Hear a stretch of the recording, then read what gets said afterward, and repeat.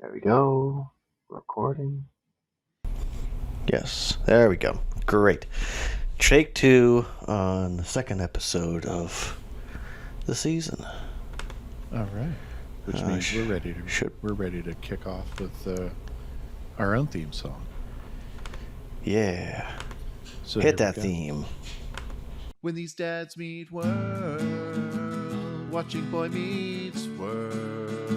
We grew up on the show, now we have kids and host a podcast. We watch each episode and then share our thoughts and grades. When these dads meet world. They want you to take the roles. That's right. Have all the roles, everybody, because they want you to have them, and we do too. Welcome back to Dads Meet World, your weekly deep dive into Boy Meets World and its 1990s view of, it only works if my phone's not on silent. Dang, I thought maybe it would be on, it might be on Ring. Way to be a professional, Brett. Good job. Oh yeah, I keep it on silent when I'm recording. So good looking people. Dang. Oh, that really hoping for a nice quick joke at the beginning, and they ruined it. Womp, yes, womp. good. Oh, good looking people. There was a fun opportunity for a joke in there. See, this week us dads are looking at. By the way, dad number one this week, Brett, and dad number two is. Dad number two is Tyler. See, let's get into this, Brett. Yeah, this episode is brings a lot of fun stuff to the fore, and this episode has a lot of buried jokes for us. And I mean, this is a 30-year-old show, so we're not really spoiling anything for you here. But Eric Matthews' theme song that he comes up with is the ringtone that Tyler has on my phone when he calls. And so, Tyler, if you do want to call me, I did turn my ringer back on. So anytime Tyler calls we gotta. me, I can immediately identify the call. Yeah, see, Tyler Vogt.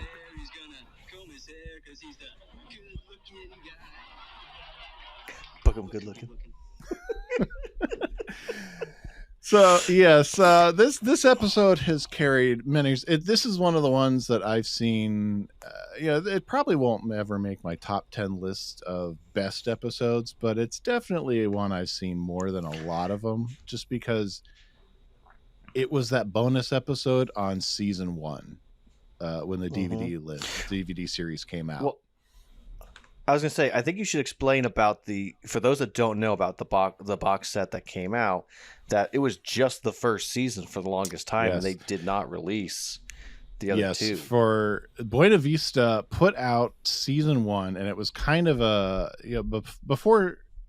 This was back before shows were releasing as they ended, and they released by the end of the summer their season on disc.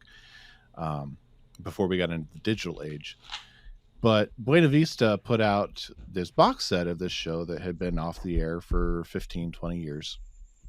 And it wasn't as profitable as they were expecting it to be, so they kind of shelved their plans to release successive seasons. So we had for the longest time just this season 1 with this bonus episode of season 4, Hair Today, Goon Tomorrow, which was a fairly popular episode.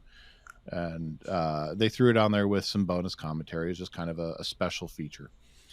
And so for the longest time, that's all we had on disc. That's all we had that wasn't just reruns on Disney Channel or MTV2 or whatever else it was on. But I ripped the audio from that and I stuck it on my phone. And this is, 4 phones now at least that it's been your ringtone.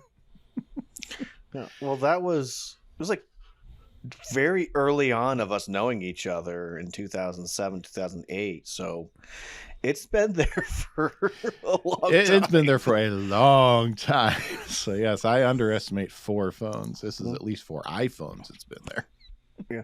Well, I think even after you did it, Kelly didn't fully realize. She's like, what is that song that's playing every time Tyler calls?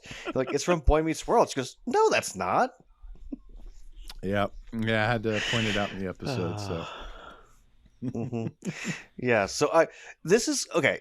To me, this is an episode that's similar to in Friends with the embryos, where the B plot is way more important than the A plot, and you could easily call this one good looking guy and it would be just as good. Like if you said Eric is the main character of this episode, I would believe you, because I honestly I hate to say this, but this is one of the episodes where I like kind of fast forward through Cory's stuff because I just don't care as much about what Cory's going through. I just don't.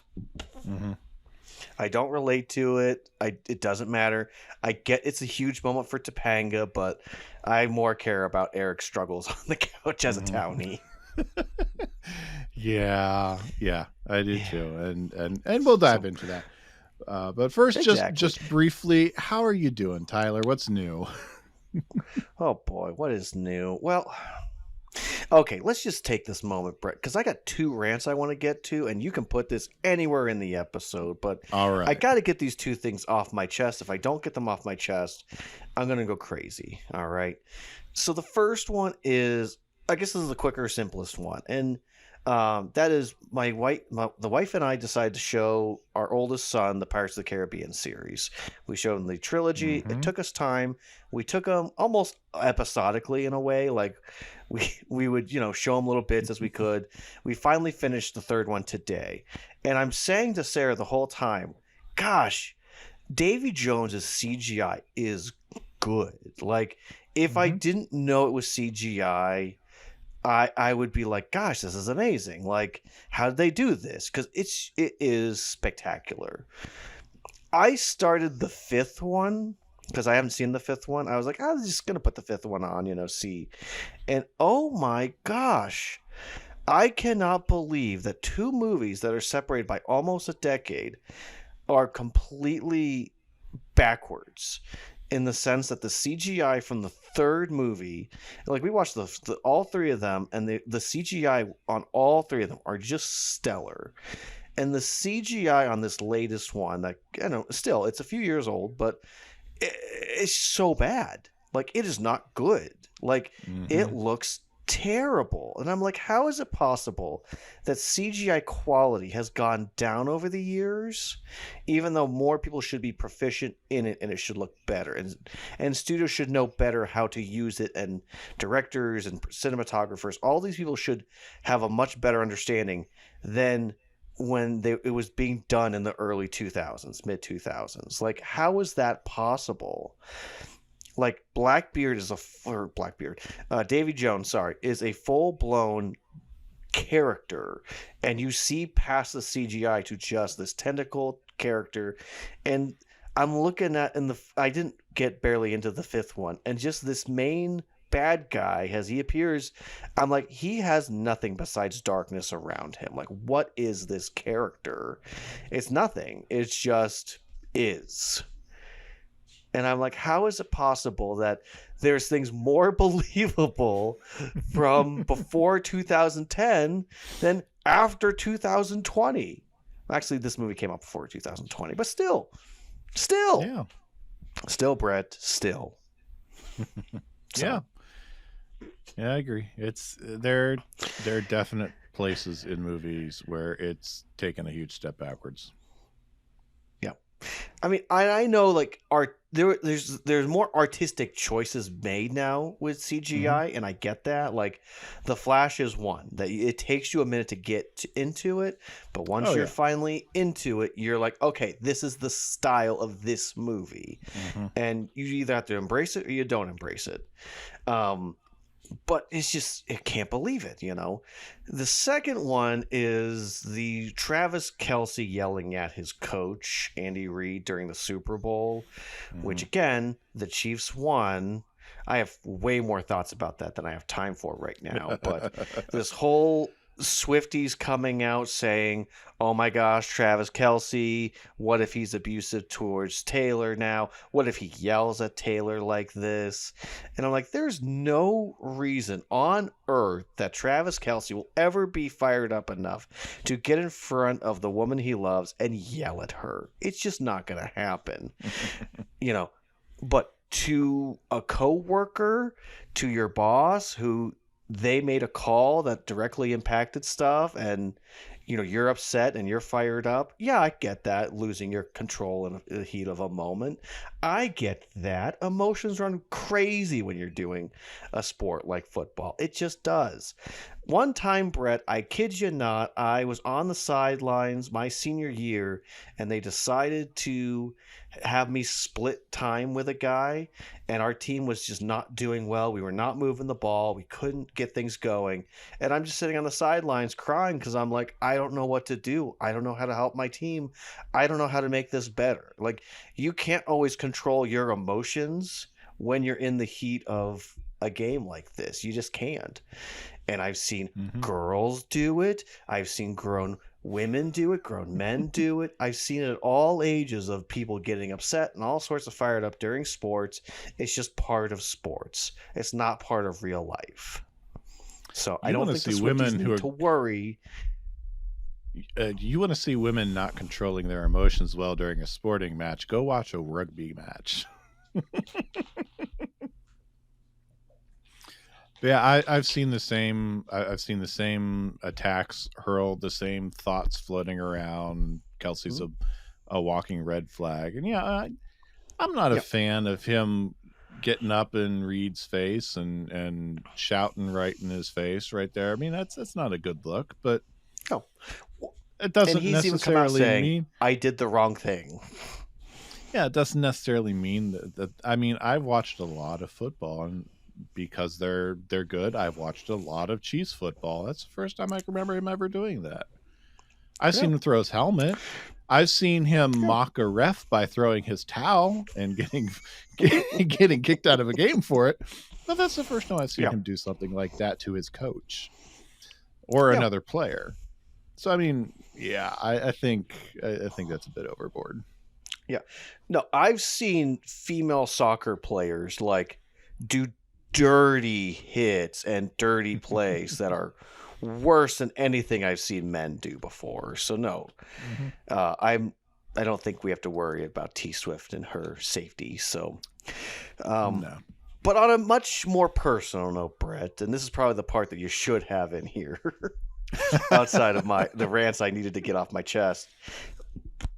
But we had a we had a mother-son dance last night that Sarah and Grayson got to go to, and they got all dressed up all cute, and I went and helped decorate and was a chaperone type person. So it was all sorts of fun, and just a bunch of boys going around dancing with their moms or playing tag with each other and just hanging out as boys. But it was a really cute night, so that was enjoyable. And today we decided to officially get rid of the playpen, and now Henry has access to the whole living room, which is terrifying. But, babies start to grow up, and you have to give them space to roam around. So it's what we're doing. I don't like it. So what is new in your neck of the woods besides your oldest child now working?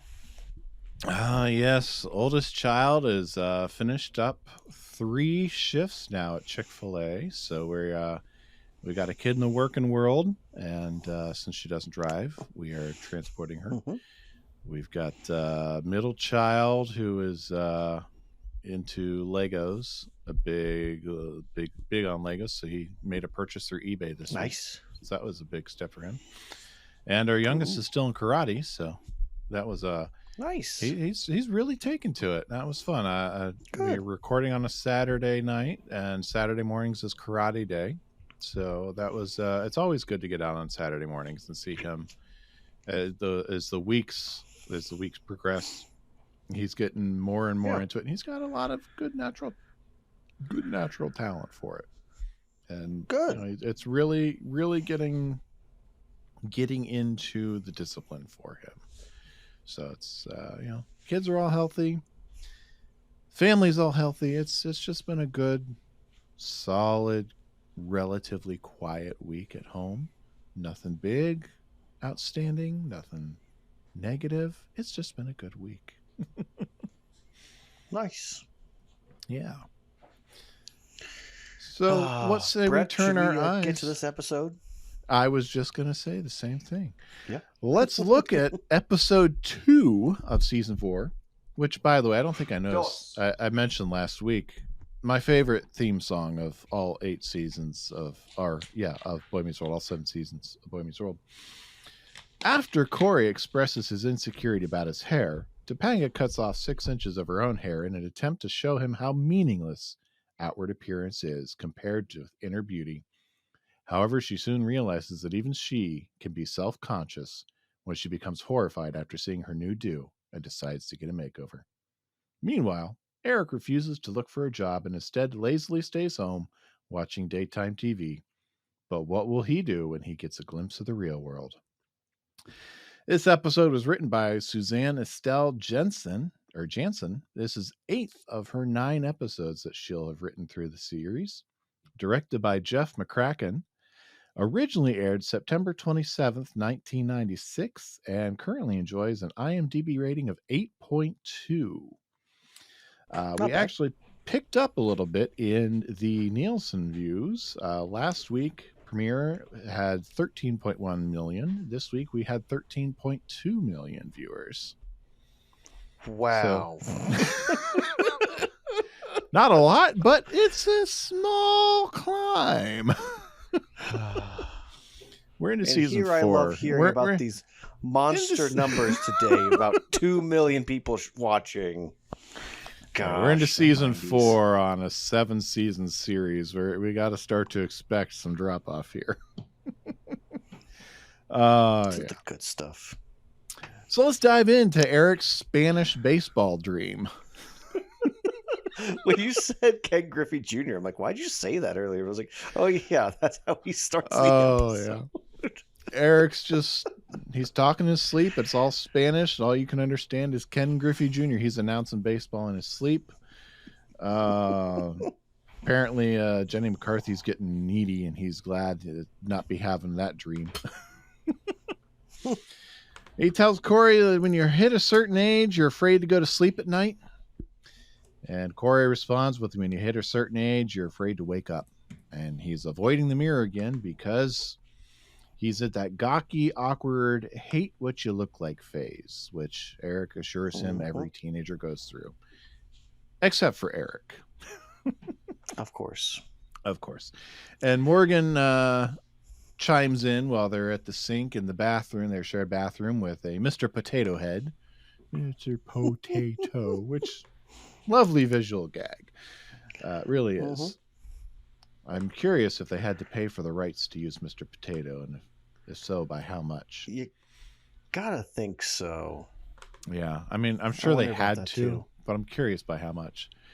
Because they never reference him by name, but they do say potato. No, I mean it's very clear what they're using, but they never reference him by name. There's no branding. That's I am true. a potato. The child speaks truth. I am potato. And we're pretty quick to transition into the school where everyone is at their locker. They've all got mirrors. They're all primping. Except for Cory. He's got a picture of Mr. Potato Head, kind of arms all posed with a corncob pipe in his mouth. So while everyone else is primping and getting ready for the day, Cory is just trying to look like Mr. Potato Head. Yeah, and of course, everyone has a mirror in their locker. Like everyone does. Everyone. Yeah, definitely a TV look at the world, but at least in that row of lockers. Okay, I'm now reflecting back. There were a handful of people that would have a mirror, but not like a big giant mirror. Like they just go to the bathroom and check their hair there. Like it was never that intense. And I He's think not we the can people I was plug. around. I think we can plug this information in here now because you and I were talking a little off mic. This being 30 years ago, adolescents today are not. They do not seem to be as invested to outward appearance as part of their self-worth, as part of their identity as they were 30 years ago. As part of their where their core is. The thrust where they put their weight seems to be more into things like where they can put labels, where they can put their groupings, where they plug in. You know, I mean, my 14-year-old will roll out of bed and go to school in a knit cap and pajamas. He doesn't care, and most of his friend group doesn't. I mean, it's just not the same as it was 30 years ago. And so this generational step, there is a disconnect between this main storyline for the most part. And so a lot of what we'll talk about is not necessarily ring true for today's teenagers. Yeah. Well, I'd love to get more of a perspective on that too, from either a teenager or people who are around teenagers or other people who are from that time as what they've noticed about this new generation. And I mean, I know from my perspective, the millennial generation, it was less concerned about looks and appearance than the generation before them, Gen Z, but also on the same token, we are more concerned with our appearance than this new generation that's behind us. So it's really interesting just in that dichotomy, you know, of like, I know for my generation, our more focus was, well, we want to be comfortable. So like, we'll do what we're supposed to, but like the more comfortable version of that. And this generation is just like, I want to sleep and go to work or school all looking the same way no matter what. My goal is to only have to change my clothes when they start to get stiff or smell. Yes. Yes, but we'd love to hear more perspective out there of people who have noticed things about these different generations. But everyone around Cory is obsessed with their hair and making sure it's perfect and prim. And it doesn't help that one of his best friends has good-looking hair. Oh, yes. Even when Cory messes up Sean's hair, it's even better. And when Cory tries to mess his own hair up, Sean's worried he's going to cut himself on it. But Cory is he feels like he's surrounded by people with perfect hair, and Topanga saddles up to him. And, you know, there's no reason to question about this relationship. Cory's credit to Cory. He admits to Topanga he's just feeling insecure about himself. We get to meet Dylan, who's trying to pick Topanga up. Dylan, who is played by Will Estes.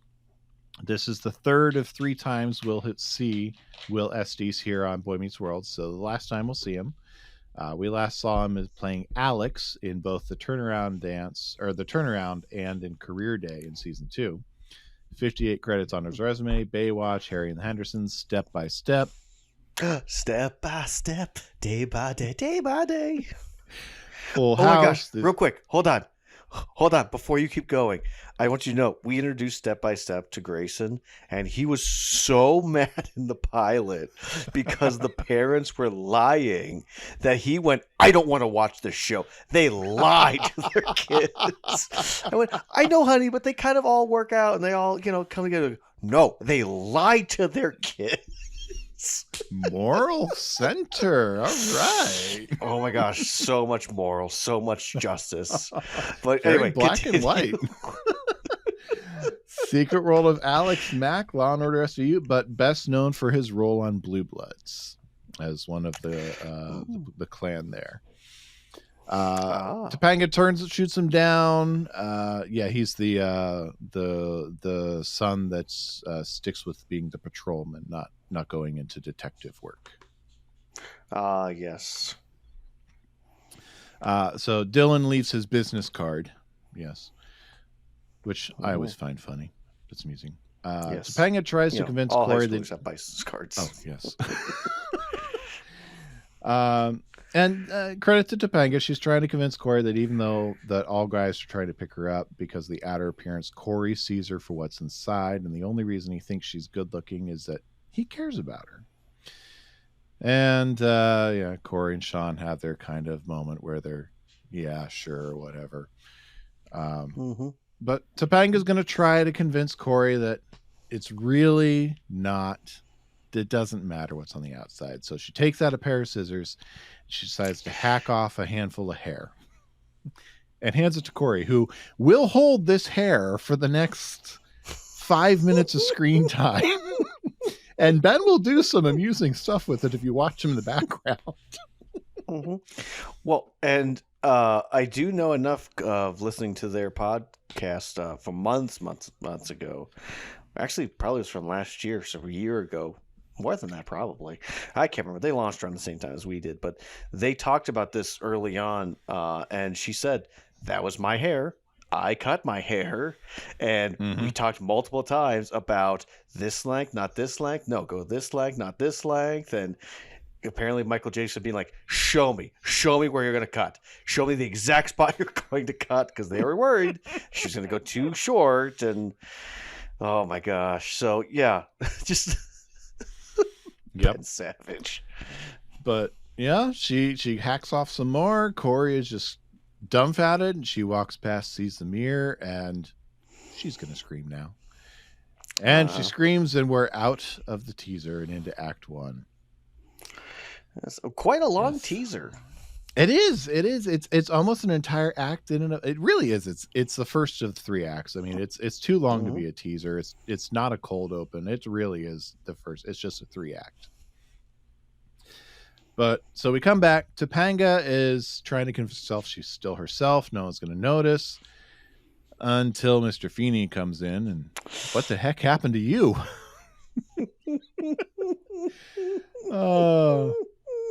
And he tries to.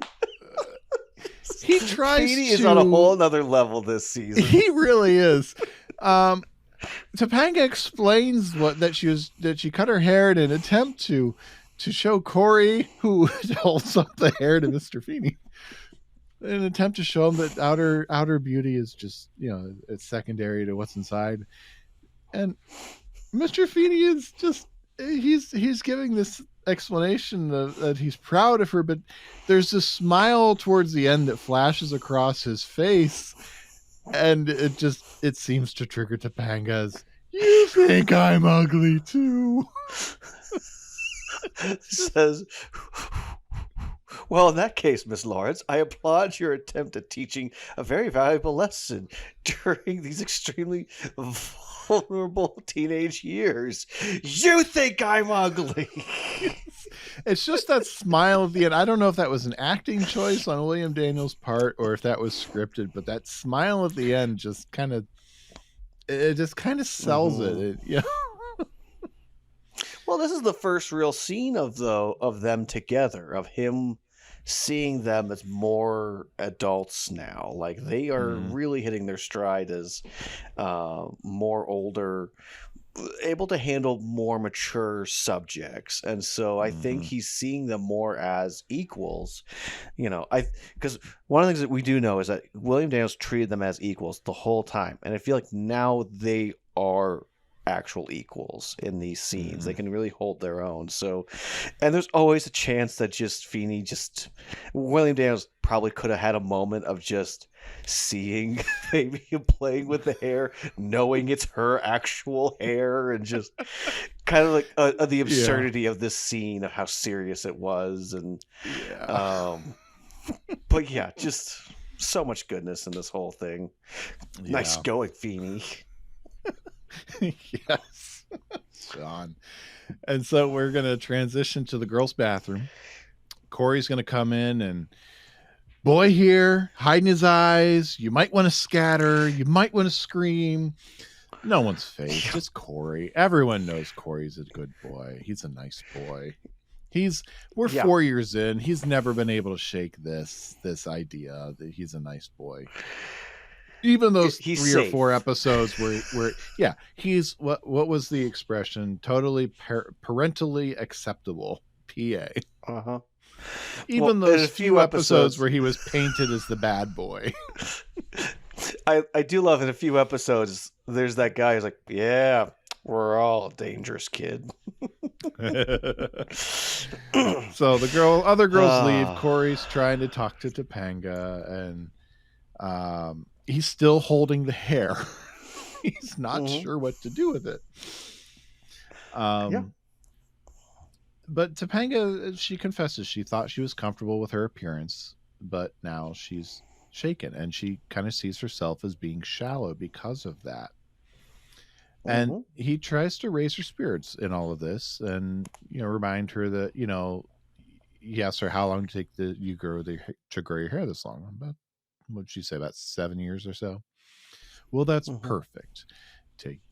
I'll let my hair out. I'll be through my goosey stage, and we'll be perfect together. So she's gonna go make an appointment with the beauty parlor, get everything evened out. Everything's gonna be fine.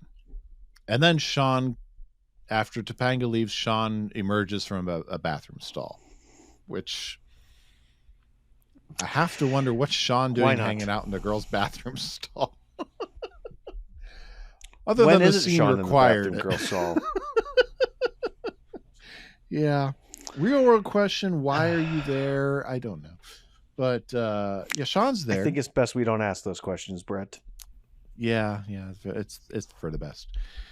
But Sean and Cory are gonna hang out and sit on the couch because the couch is there. I never had a couch in my bathroom. No.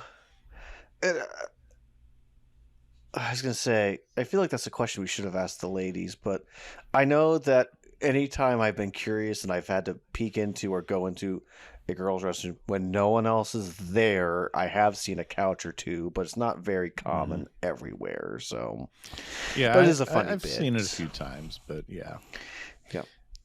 Yes. No, hold on. Before we keep moving forward, for the record, never went in when a girl or woman is there. I've had jobs, so I was required to go in. That's what I'm saying. When no one else is there. In case this is one of those things that gets clipped to TikTok, want to make sure that I'm very clear that I'm not a pervert.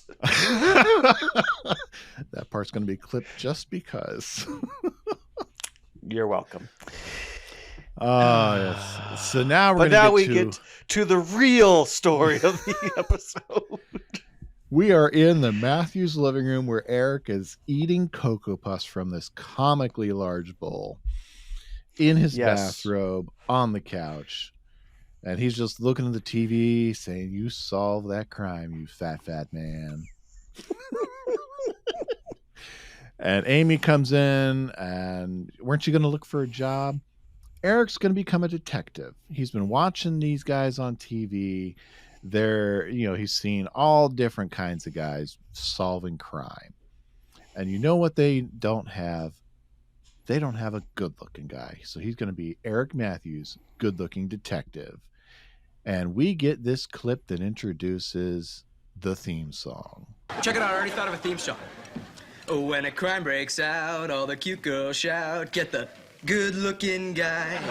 When there's a crime out there, he's gonna comb his hair, 'cause he's the good-looking guy. Looking good-looking. Honey, I'm scared for you. You have got to get out of this house. What to do what?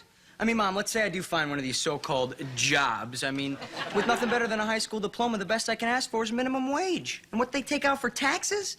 I honestly think I could do better solving crimes. When a crime breaks out... Stop, sweetheart.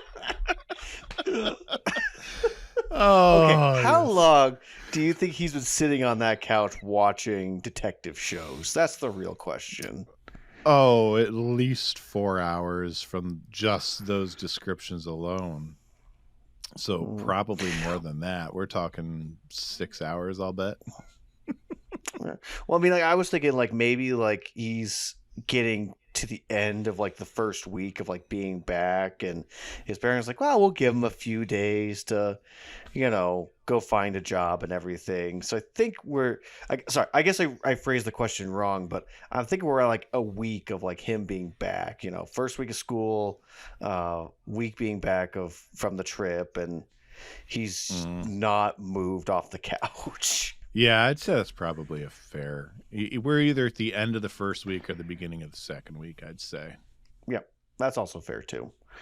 Yeah. But either way, Eric is not moving from that couch. He is doing nothing. He has become a townie, because Amy goes on to tell you used to date. You love dating. All the girls went off to college. What about a girl from here in town? A townie? All sitting on their couches in their bathrobes, eating their bonbons. This is Cocoa Puffs, and I'm a detective. Yeah, just this derogatory term of a townie, like someone who stays in town, doesn't go off to college. Ew, what's wrong with them? Like, I don't understand that. And maybe it's just in the 90s. Like, I know for a fact, and Feeney is one of those beings that say, go to college, go to college, go to college. And, as you progress into the 2000s, especially after the recession, there's less talk of you have to go to college. It's encouraged, but if you do something else, that's okay. But nowadays, especially this new generation that we were talking about before, they aren't choosing to go to college as much, and there's a lot more of them are choosing to either go to a trade school or go into the workforce right away or go to the military. So it's not as cut and dry as much as it was in the 90s of you had to go to college. So yeah, but it comes out of that. But Eric is off his rocker, and this one of the things I love so much about this. And Amy has had it, like, over his shenanigans. Yeah, she's done. Go date. Cocoa Puffs. And I'm a detective. So we're going to transition to the beauty parlor, where Sean's raising a point to Cory, where Topanga was a natural beauty before. Now she's going to have assistants, and they're not going to be able to look at her without burning their retinas. And we get a visual guess. It's we're being very shallow here. Yeah, and it's feeding into Eric or Sean being right about people and his philosophies in the world, and it's just, gosh, I hate Sean's I know it all. Let me be the one to tell you what it's going to be like, and his bit about what good-looking people do. She's going to dump you. She's going to go hang out exclusively with good-looking people. It's what we do. It's low-hanging fruit, funny, but at the same time, if you stop and you think about it, it's like it's actually kind of mean. Yeah.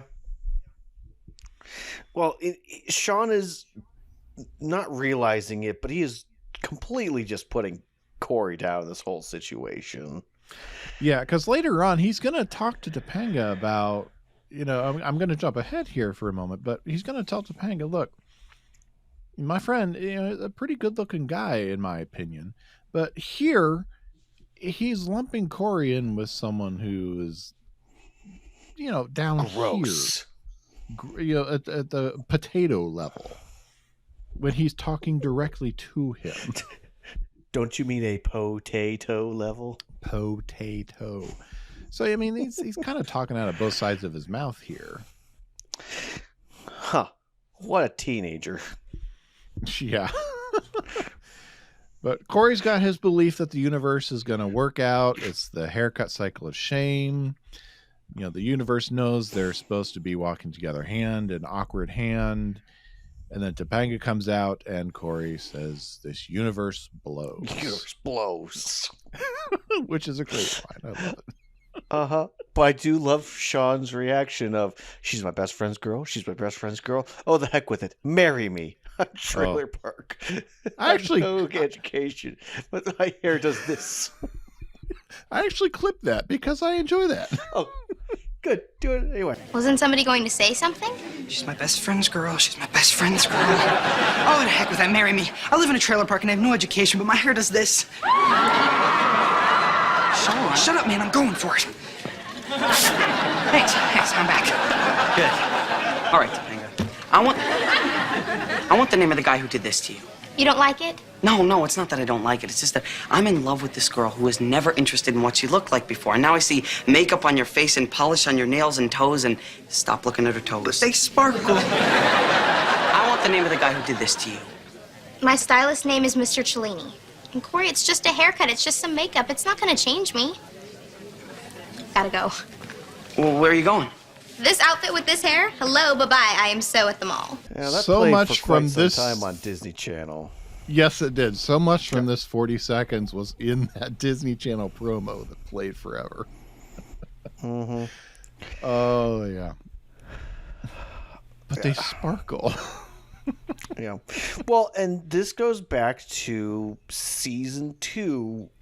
Every now and then, we'd hear about Daddy taking her to go shopping places and Bruce Springsteen calling and, making clear that, the Lawrences aren't as downpour hippies as they may want to appear to be. So I think this person has always been a part of Topanga, and she's just not sure of who she's supposed to be.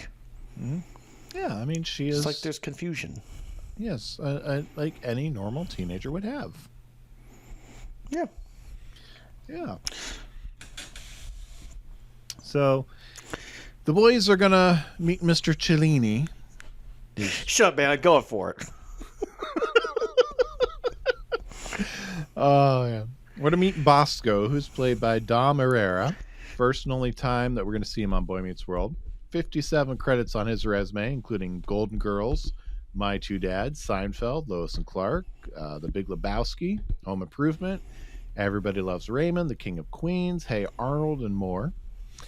And Bosco's kind of fun. It starts out talking like this Italian cultured individual.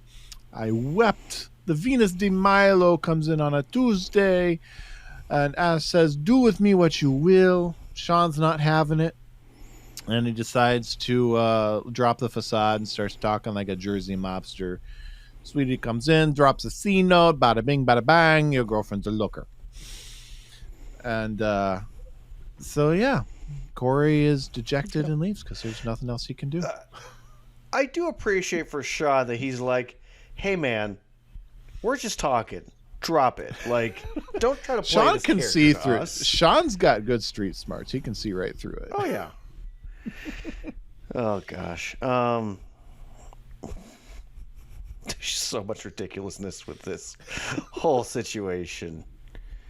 Yeah. But let's check on Eric and his date with a townie, because we're going to meet this young lady named Tammy, who's played by Dana Dowry. First and only appearance on Boy Meets World. 46 acting credits on her resume, starting with Step by Step. Step by step, day by day.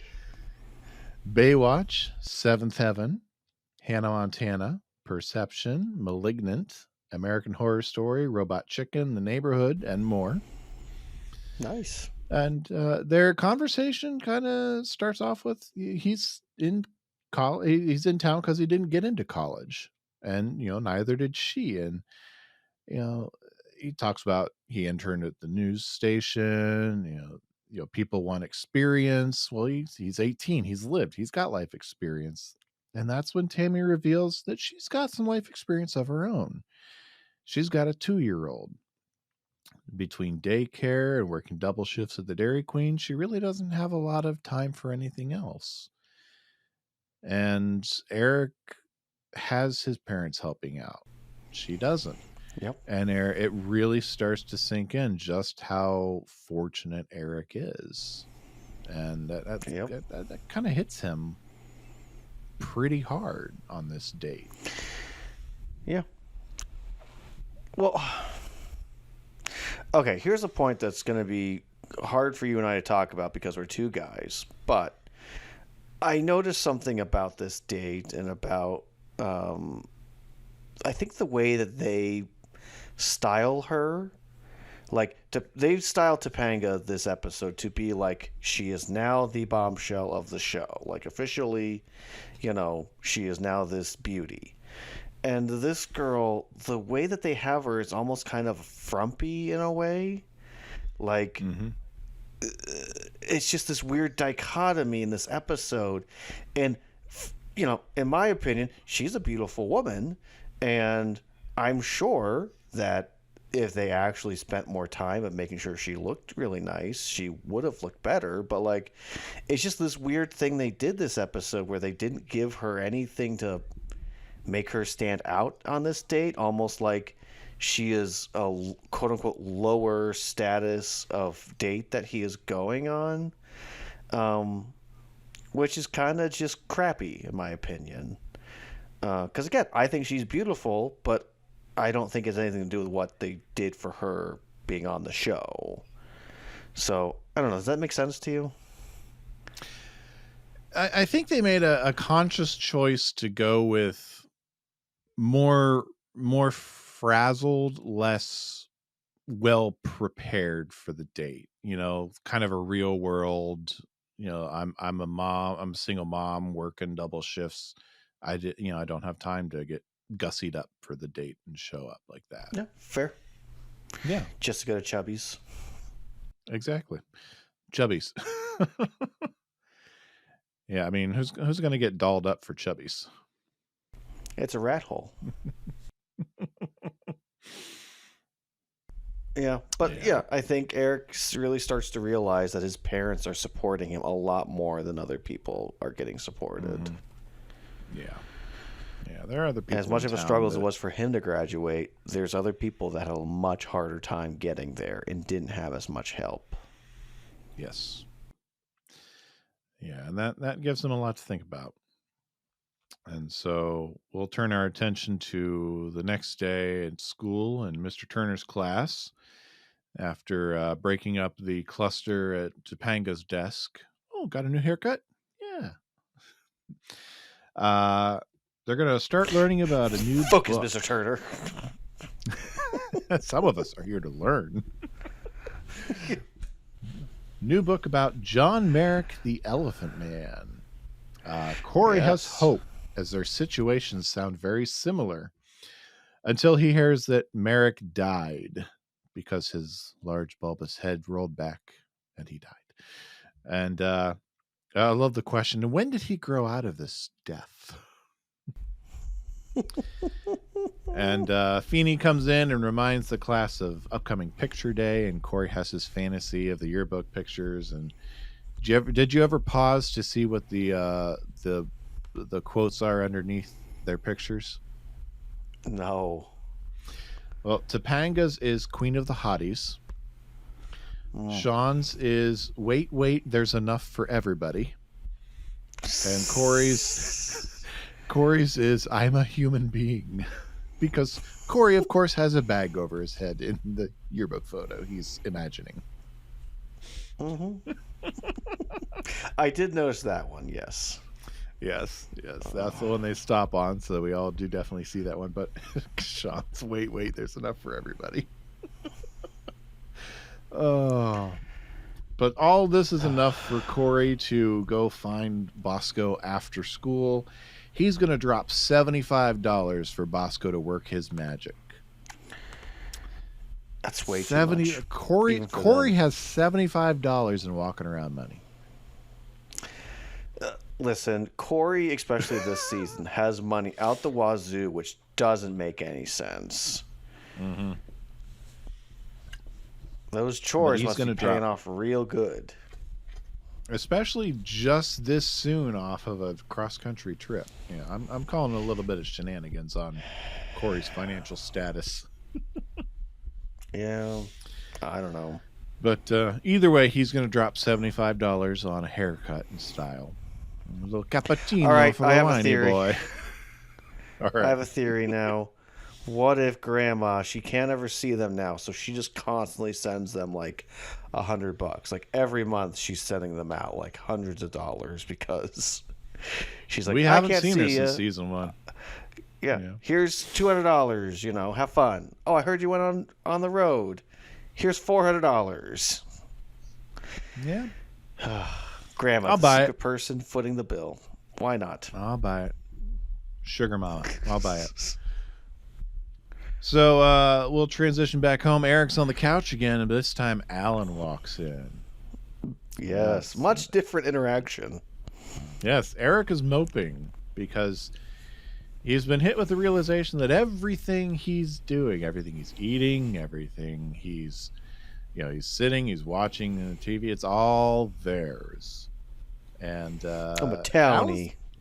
I'm a townie, yes. Alan's going to give him some tough love to get off his butt. Hold on. And go you find a can't get job. past this.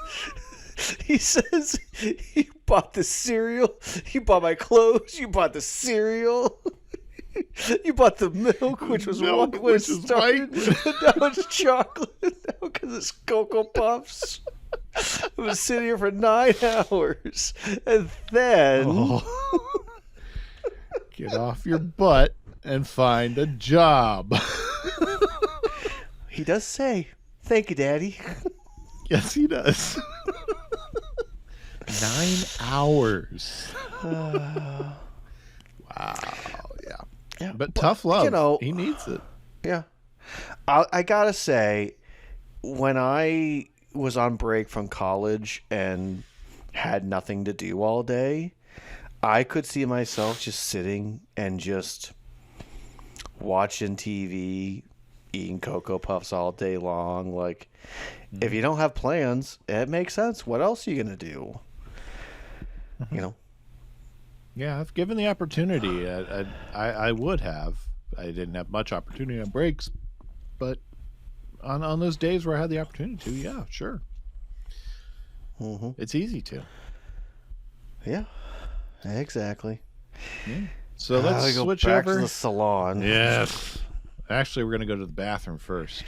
That's right. Girls' bathroom. We're in the bathroom. Girls' bathroom. Topanga's gone into primp. Sean comes out of the bathroom stall and talks to Topanga about how he misses the Topanga that used to be confident in herself. And we'll pick up with one last clip here. I grew up with these two people, and I guess they're my two best friends in the world. Anybody I know? As I understand it, one of them, who in my opinion is a good-looking guy, is going through a shaky time right now. Where is Cory? That's not as important as where you are, Topanga. And all the time that I've known you, I can't remember you ever looking in the mirror. You had this confidence in yourself, and I really liked that about you. Come on, Sean. Everybody in high school has a mirror in their locker and checks each other out and only cares about how they look. But up until a couple days ago, you never did. Your world got completely rocked when you hacked your hair off and saw that for 2 seconds you can actually look a little less than perfect.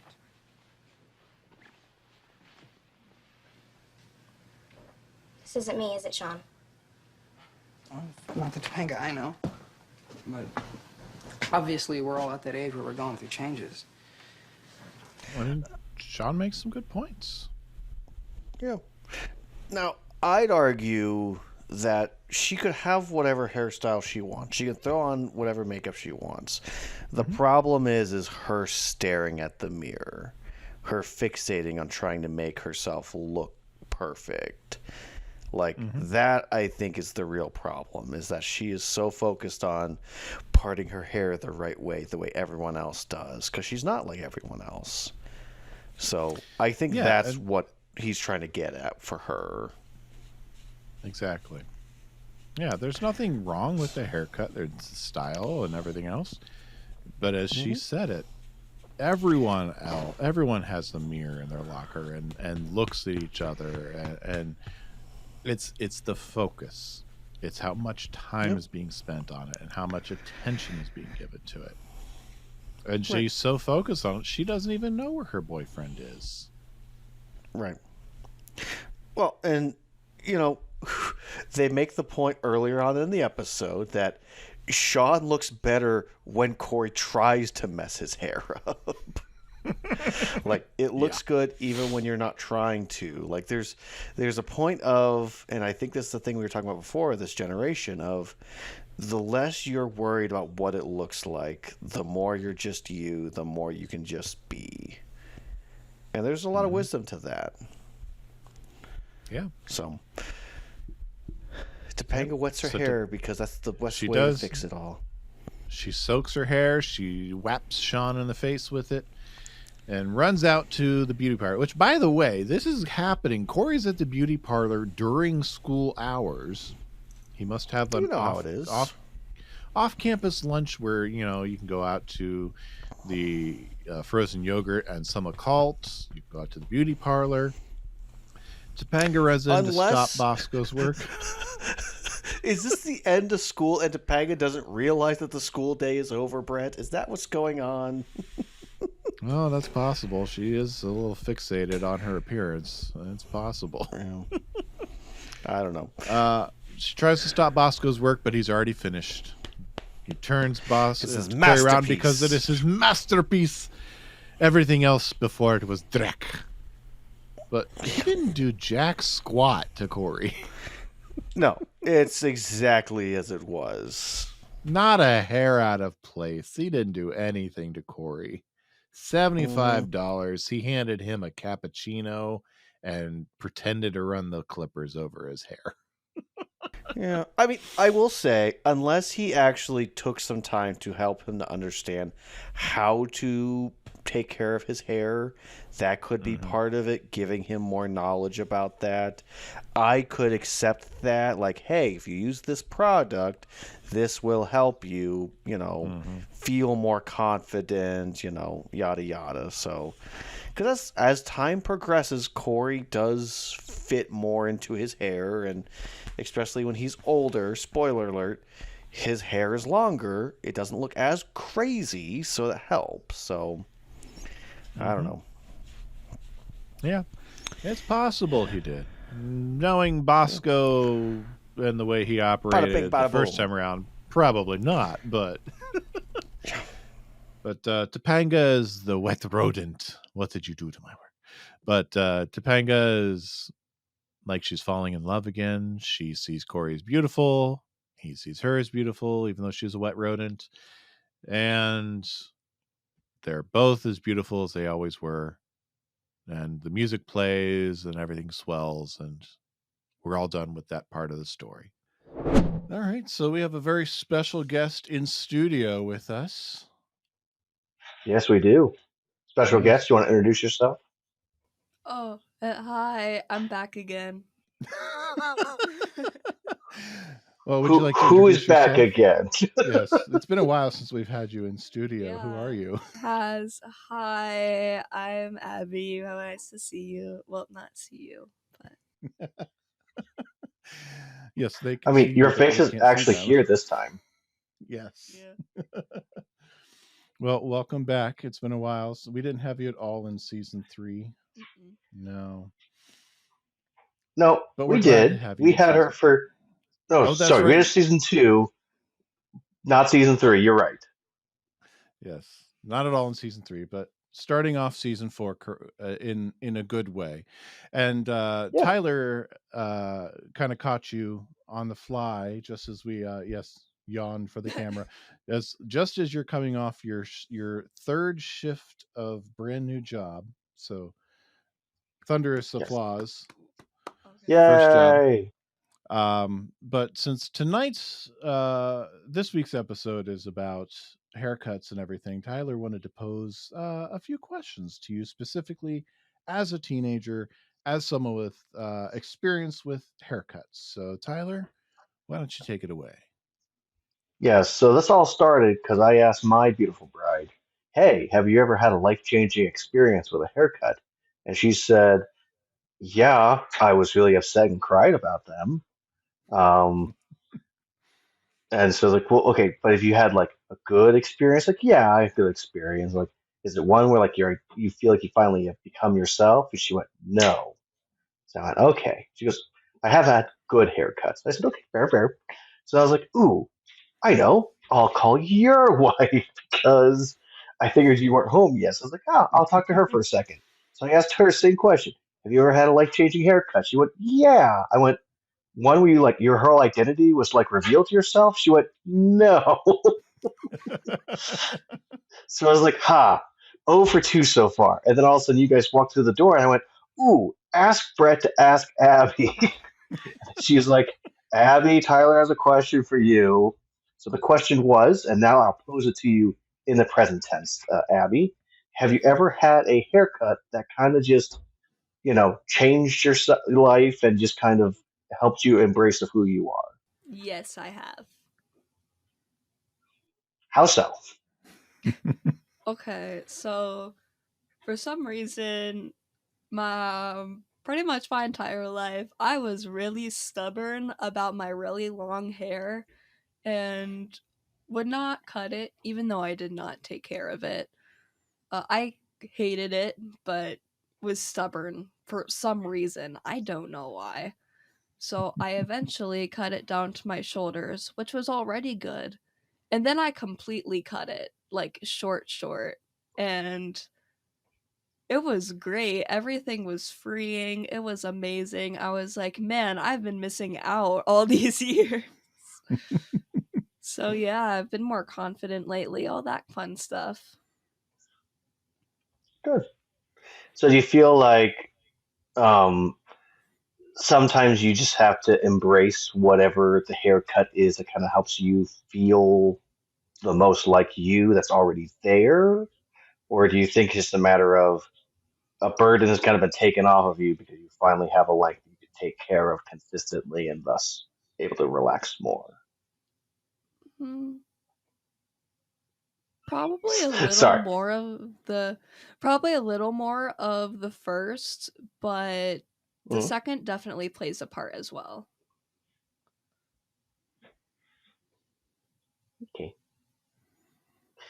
Um, I don't know how far down this rabbit hole we want to go, but I guess I'll ask the question because it's something I've been thinking about for a while. And if we want to cut this, we'll cut it because, your dad is the one that's in charge of the editing, so he decides what goes in the episode. So, do you feel like maybe not what was pressed upon you by your parents, but on a societal basis of what girls' hair should look like as you get older, that they should be long and they should be all sorts of pretty, and you should do all sorts of decorating with your hair. And if you're not doing that, then you're not, there's something wrong with you. Do you think that may have part of it, of a little confusion for you as you got older? Yeah, that's probably the real reason. But eventually I said screw it and just did it. Brett, are you going to let your child say screw it on our podcast? Well, it still falls under the TV PG rating, so sure. That's very true. It is under the PG. Um, Okay, so you've watched this episode, correct? This isn't just because I brought you on here. You have seen this episode before, right? Well, yeah, a million times because I like the B plot more. Okay, so do I. We'll get into that in just a second. But when you see Cory, who has not changed his haircut at all, he looks exactly the same. Like for you as a teenager, do you kind of feel like sometimes you just need a validation of yes, you look good in your hair, regardless of what anyone else says? Like there's just like a certain person you need to hear it from. I don't think so. I never really think about it. Okay. I'm just curious, like because the whole time Corey's going, "I'm a potato," and his siblings, the keyword is the siblings, are giving him a hard time, and he carries it through the episode until finally he feels beautiful for some reason because he's in a salon. So I don't know from a teenager perspective if you had more to add to that. Do you have any friends who might relate more to Cory that you know of that need a little more encouragement in their outward appearance? Is that something that you see in the high school? Not really. No. Not when I they mean, have the maybe your kids generation is more split. Yeah. confident than us. Yeah, when half the kids wear pajamas to school, you don't really see it that often. Sadly, it's true. Yeah. All right, let's talk about this B plot real quick, because uh, Abby, did you know where the ringtone came from whenever I call your dad? Not originally, but a few years ago, I eventually figured it out. Nice. Like when we started the podcast? Probably around there. Yeah. Oh, yes. Yeah. So No, I always forget it's this episode, so go ahead, Brett. yeah, we were just talking about it on off mic before we started, and you were thinking it was later on in the season that this B plot comes in. So your favorite part of the B plot, drop it out right here. What's your favorite part of Eric trying to get this good-looking detective agency started up? Oh, the dream sequence. 100%. Now, as someone who is now gainfully employed, do you think that Eric can successfully find a job after dark in his bathrobe? Honestly, back when it takes place, probably. Nowadays, no. But in like the 80s, probably. Didn't you just like 80s? go up to 80s, 90s, wrong decade. Decade. Anyways, yeah, couldn't you I know like I don't know if it was older than the 90s, but I do know at one point you could literally just go up to like a fast food restaurant and be like, "Are you hiring?" And they'll be like, "Yes." Then they hire you. Something like that. It was easy, I know. Now it's very hard. The process was different. So it is conceivable that he would have an easier time then than he would now. Yeah, if it was today, definitely not. But Now, I guess I will ask this. Abby, if you had the opportunity, say, to work for your father, if your father was a manager, say, of a grocery store, and you worked for him, is there any reason you would leave that job at any point? Like, because you know you are working for your dad?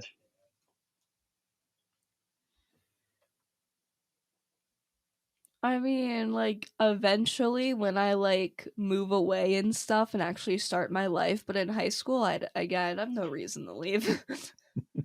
Right. Well, we talked very openly, Brett and I, about it. Kind of just drops the fact that Eric worked for Alan at the store, and now that he is graduated high school, doesn't have a job, he doesn't just go work for his dad at the store. Mm-hmm. We're kind of like, why is this the case? The market giant's not hiring. Yeah, apparently. So, well, I guess now that you're a worker, I'll also ask you, uh, for any high schooler thinking about going into work while being in school, what would you recommend for them to do? Definitely balance. Like, I know when I went in for my interview and I was asked my availability, my interviewer was very happy to hear that I said I'd probably only be working 3 or 4 days a week. Because she said she has so many high schoolers that come in and say they're going to work 6 days a week because Chick-fil-A is only not open on Sundays. So not 7, but 6 days a week. And she's like, that is not going to be possible with homework in school. So definitely make sure everything's balanced when you do get hired and not just send yourself into a pit of despair. Nice. Good. Very good. That is good advice. So, I think we can let you go to bed now since you worked hard. You worked a half shift, so we know you're exhausted. Mm-hmm. Actually, I have no idea how long you worked, but that's what Eric did one time, was work a half shift and he was exhausted. It was so. it was about a 6-hour shift. So 6.5. Ooh, Yeah, that's a good shift. yeah, Yeah. 6.5-hour shift. So Nice. yeah. All right. So, Well, again, thank terrific. you. Thank you so much. Yes. Yes. And you Thanks for may popping on, go. our teenager extraordinaire. Yes, go rest and relax, and we'll probably have you on again. Okie dokie. All right. Bye bye. Then we get the tag where Eric comes into the house in a tuxedo. He's found a job, and he wants to show it. He has to show them on the TV, though, and it's this just absolutely out there TV series theme sequence where it's Eric Matthews, good looking guy, where he's just on a blue Bad screen CGI. on a blue screen with a bunch of different situations where he's running around with his gun with a silencer until he gets woken up from his dream state on the couch and is told he needs to go find a job again. Yep. What kind of job could I possibly get in my bathrobe at night? And that's how the episode ends. I say you didn't clip any of that the song, did you? I did not clip that version of the song, no. That's all right. I've always preferred all the cute girls shout, get the good-looking guy. I've always preferred his Crap off-the-cuff there. version. I don't Yeah. like the produced version as much. That's fair. Eric, But that's our Mommy? episode. Yeah. Mommy? That is our episode. Gosh, we need to make a rule of the storylines from now on of what grade we give the storylines, because there's a huge difference from A to B of the grade I want to give. So There is, yes. we'll get to that after deep dives. Yeah. All right, so let's get into some deep dives. People, people, people, people, people, people, people. Am I the only one who read the summer reading list? All right, let's start off with Cocoa Puffs, Brett. We mentioned Cocoa Puffs quite a bit, so let's talk about them. Cocoa Puffs introduced in 1956. The cereal consisted of small orbs of corn and rice flavored with cocoa. Cocoa Puffs had the same shape as Kix and Trix cereal. Cocoa Puffs are sold in Canada, Latin America, and Europe under the Nesquik brand via the Cereal Parents Worldwide Agreement between Nestle's and General Mills.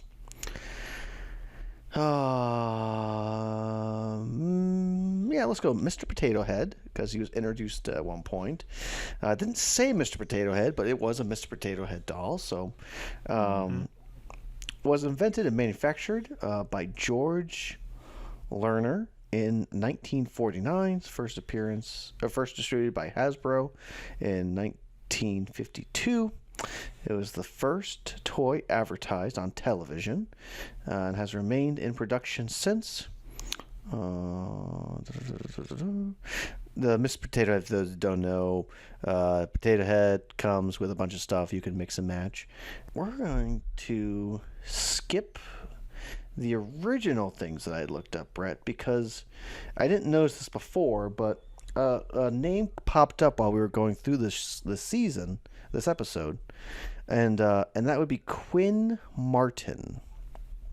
Quinn Martin is a producer. Born May 22nd in 1922, passed away September 5th, 1987. Was an American television producer. Had at least one television series running in prime time every year over 21 years straight from 1959 to 1980. So he has produced shows such as The New Breed, The Fugitive, 12 O'Clock High, The FBI, The Invaders, Dan August, Cannon, The Streets of San Francisco, The Manhunter, Most Wanted, The Runaways, A Man Called Sloan. So, I'm assuming, since they named that person, that he was on a show where they had a lot of he went to a channel where a lot of his shows are being kind of run back to back. And so it's probably the shows that were inspiring Eric's desire to go into the crime-solving business. So I'm not sure which of those shows he is referring to when he says, "You solved that crime, you fat man," but I'm sure it's one of them. Let's see. Another name that popped up was Ken Griffey Jr. For those that don't know, Ken Griffey Jr. is a famous baseball player in the 90s. Primarily played for the the Seattle Mariners, where he became famous. But he also played for the Cincinnati Reds later on. Also had a short stint with the White Sox. Don't remember that. He's a member of the Baseball Hall of Fame, first ballot. It didn't say when he was inducted to the Hall of Fame, but he was the first overall pick in the 1986 draft. 13 All-Star appearances. He is a big part of the Home Run Derby. He's also apparently won 10 Gold Gloves. Interesting. I do know that when in 1997, when the Home Run Derby race was going on between Mark McGwire and Sammy Sosa, initially the competition was supposed to be between Ken Griffey and Mark McGwire, but Ken Griffey Jr. ran out of steam earlier on in the season. Still hit quite a amount of home runs. Actually, let me see if I can pull that up real quick. 1997... Home runs. Yeah, so still hit 56 home runs that season, which is no small feat.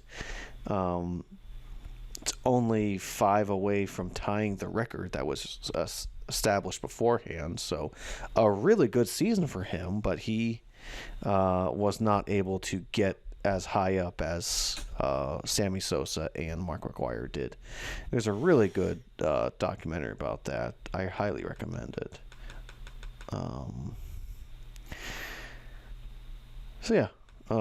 Very good baseball career, and he's one of the few players who got to play with their parent. His father, Ken Griffey Sr., also played for the Mariners, so the two of them got to play together. So that was a really cool thing. Now, another person that was mentioned was Jenny McCartney. She is for lack of better wording, she's a reality TV star / actress. Right now, she is famous on The Masked Singer. She's been in plenty of movies over the years. John Tucker Must Die, Scream 3. She's done talk shows like The View and The Jenny McCartney Show. So at this time, she was not into those industries, if that makes sense.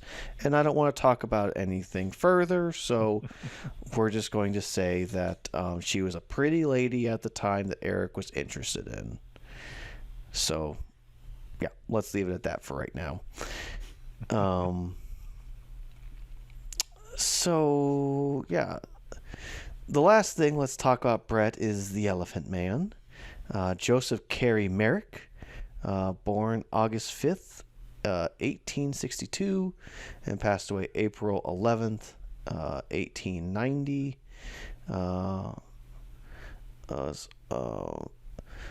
Was an Englishman known for his severe physical deformity. He was first exhibited at a freak show under the stage name The Elephant Man, and then went live at a London hospital after meeting Sir Frederick Treves, subsequently being well known in London society. Trying to see. I found this later on, like while we were recording, so I wasn't sure if it showed anything about the actual book that came out, but I guess the thing I'll say about this man, because I don't have much on it, is he was a real person. He was deformed, and at the time, people were not kind to those type of people, and took advantage of him, and probably made money off of him, and probably did experiments on him that were not kind to him, and did not live a great life. So,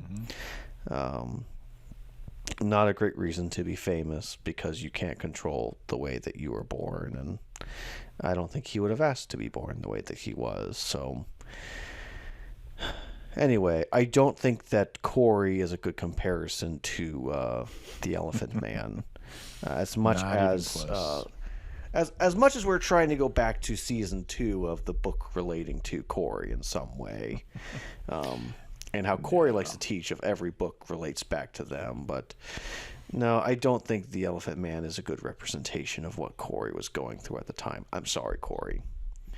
No. Swing and a miss. Yeah. So, and there's so many cop shows that we could have gotten stuck on, Brett. But I guess I'll end with this, and that is about curly hair, because why not? So some tips that I found off of, what's this website? Holy Curls. So some rules for taking care of your hair, your curly hair is don't brush your hair before washing. Water is your best friend. If you can, make it a cold shower. Keep up the conditioning. Follow up with your favorite oils. Avoid using rough towels to dry your hair. And don't touch your curls while they're drying.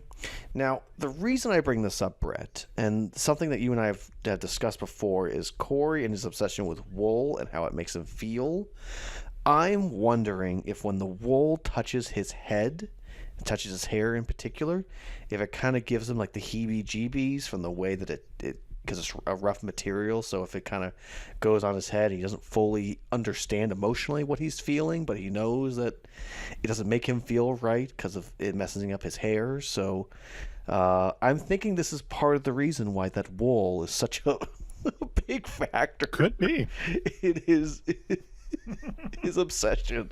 I know it was a while ago. It was a while back that he really was obsessed with it. But I just remember us talking like, gosh, he is like so worried about wool. Yeah. So it makes sense now. Yep. You know? And those, Brett, would be your deep dives. All right. Well, let's talk about what we learned. You know anything about the Odyssey? Huh? Did I say you could talk? I didn't teach you that. My friend Mr. Matthews will lead the discussion. Do I have to draw you a picture? So, Tyler, what did you learn this week? Well, Brett, after listening to our special guest before this, I gotta say that I learned that, teenagers today aren't as worried about their appearance, and that's encouraging to me. There's other things that they're worried about, much more concerned about, but I like that our society, at least with this generation, they're trying to get away from having to look prim and perfect all the time, and it helps because a lot of their parents have tattoos and other things that previous generations would say those are taboo and you shouldn't do this and you shouldn't do that, and this new generation has been raised to go stop judging people by their appearance and judge them by their character, and this generation wants to judge people by their character, and people go stop judging people by their character, it's not fair. Because you have bad character. So yeah, it's encouraging of this generation, and we don't often hear encouraging words about this generation. So I'm encouraged by them. What'd you learn, Brett? I'm going to take my learning from the B plot, where we were really reminded that there's a time where we need to be firm and show tough love. Yep. I mean, Alan Alan had about 10 seconds of screen time, and he showed what we need to see. It was Eric, effective. Yeah, I mean, Amy encouraged Eric and got him off the couch, which was good. It got him off the couch, got him out into doing something, and he encountered something that rocked him, and he needed off the couch again, and he needed some tough love. He needed someone to just come in and force him to move. And sometimes our kids will need that. Yes, twice. Yep. Sometimes our kids are going to need that, and so Yep. Yeah. Yep. Yeah. So let's talk about our grades. I'm right? No, you're exactly right. So am I done with my education? Can I go? Tyler, let's talk about our grades, because we got two very clearly different storylines here. So we got to give an overall grade, but let's talk agree about with how each storyline affects that. So in my opinion, Brett, so the quote unquote A storyline of the Cory and Topanga and the haircut, I'd give it like a C plus. Let's go with C plus, because it is something for teenagers at that time to be dealing with about their image and how they look, and are they a little more stuck up than what they may realize, and is Topanga a little more into herself and all that jazz. So it's a good thing to consider. I think Cory's kind of slight depression over his hair is a little over the top. It's a little more dramatic than what I want from him. And Sean is either super helpful or super at the worst, and there's no in between with him this episode. So I'd say it's a bare bone, basic, average, right down the middle. C. I'm only doing C plus because of the Topanga transformation of her becoming more of herself this episode at the end. Excuse me. And then also the fact that Daniel Fisher finally got to have a different hairstyle other than to her butt crack. I know that made her happy, so she gets to do more with her hair, so that's a good thing. But the Eric storyline is an A plus. It's one of my favorite storylines, and I can watch those clips over and over consistently throughout the rest of my life. And if I could edit down and just have the few minutes of just Eric, I would say this is the perfect episode. So yeah, so to put them both together, what are we looking at? Like a B? Straight up B? I think that sounds right. Yeah, let's call it a B episode.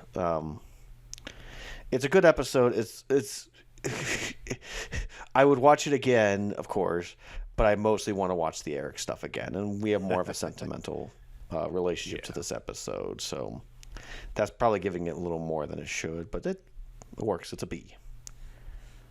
Yeah, I am pretty close to you on both of those. I give the A plot a little bit lower. I give it a C. I'm a little harsher on Sean there, just because he's kind of playing both sides of the field there, talking about both sides of the mouth. I really don't like that he was saying one thing to Cory's face and then a completely different thing to Topanga at the same time. That little too much pot stirring for me. It's not great. Yeah, that was just one thing that kind of knocks it down a half step there. But I'm right there with you on Eric's stuff. It's some of the most fun stuff we've got for him. So it's Eric being Eric. He is at a very relatable point in his life. He is very directionless. He is goofy, but within a real world understanding of being goofy. He's not season 7 goofy Eric. He's and he gets some real meat to play with on his date, where we get to see a real reflective side of him. So I give that half an A plus. Let's see, an A plus and a C. Yeah, I think a B probably sounds about right for those groupings. So I'll give it a B. Yeah. No, I think what's interesting too, Brett, is because of the fact of our conversation of this is less of an issue for this generation. I think that's also what downgrades this episode. It is. It's just not as evergreen as a lot of other topics are. Mm-hmm. Yep, I agree. And we didn't get a whole lot of Feeney this episode, so... Yeah, we got, 2 drive-by Feenings. 3 if you count taking away Cory's pipe. It's true. But honestly, this may be the reason why they shift away from having Turner and Feeney, so that way they have one solid relationship with the teacher instead of 2 kind of fractured relationships, so... Well, their whole Friends experiment with Turner and Eli both didn't work out, so... Yep. There's plenty more for us to talk about, especially as we get to next week's episode, though, Brett. So, oh yes. I guess my only question left is, do you have a dad joke for me? Oh, I got 2 for you. Ooh, 2. Yeah. So, what do you call a snake that works for the government? A politician. I got no clue. A civil serpent. And what do you call a one-legged hippo? Andy Reid. I don't know. That was harsh. A hoppo. I don't know.